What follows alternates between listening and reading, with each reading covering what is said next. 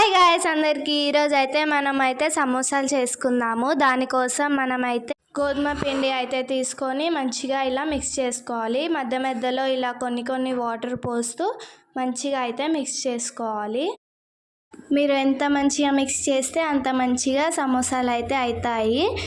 చూడండి, ఇలా మంచిగా అయితే మీరు మిక్స్ చేసేసుకోవాలి. అప్పటిదాకా 2 ఆలుని అయితే ఇలా బాయిల్ అయితే చేసుకోవాలి.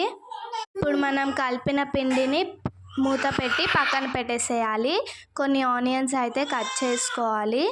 కరివేపాకుని మంచిగా వాష్ చేసేసి ఇలా చిన్నగా కట్ చేసుకోవాలి. ఇప్పుడైతే క్యారెట్ అయితే గీర్దాము. ఇలా మంచిగా సన్నగా క్యారెట్ని గీరుకున్నాక ఒక కడాయిలో 2 స్పూన్స్ ఆయిల్ అయితే వేయాలి. జీలకర్ర 1 స్పూన్, ఆవాలు 1 స్పూన్ వేసేసి ఆనియన్ అయితే మనం కడాయిలో వేసేసుకొని మంచిగా మిక్స్ చేసుకుంటూ మూత పెట్టేసుకోవాలి. పొటాటో పీల్ అయితే తీసేసి మనము కట్ చేసుకోండి, లేదంటే సన్నగా తురుముకోండి. ఇప్పుడైతే కడాయిలో క్యారెట్ అయితే వేసేద్దాము.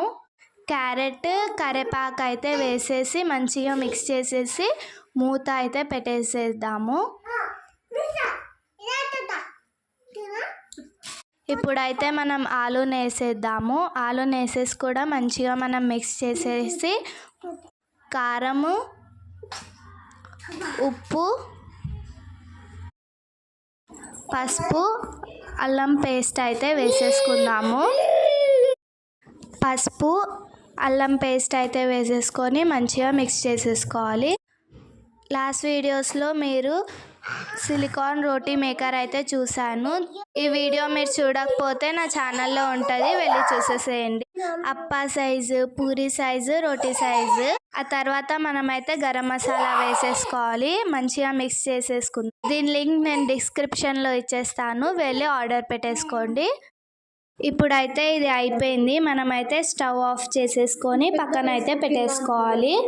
ఇందాక మనం మూత పెట్టుకున్న పిండిని మంచిగా మిక్స్ అయితే చేసేసుకొని చిన్న ఉండలుగా అయితే చేసుకోవాలి. చేసుకొని మంచిగా చపాతీ సైజ్ అయితే మనం చేసేసుకుందాము. మధ్య మధ్యలో పొడి పిండి కూడా ఇలా యాడ్ చేయాలి. చూడండి, మంచిగా సర్కిల్ షేప్ అయితే వచ్చేసింది. ఇదంతా పిండి అయితే చేయాలి ఇప్పుడు మనం రోటీ సైజు.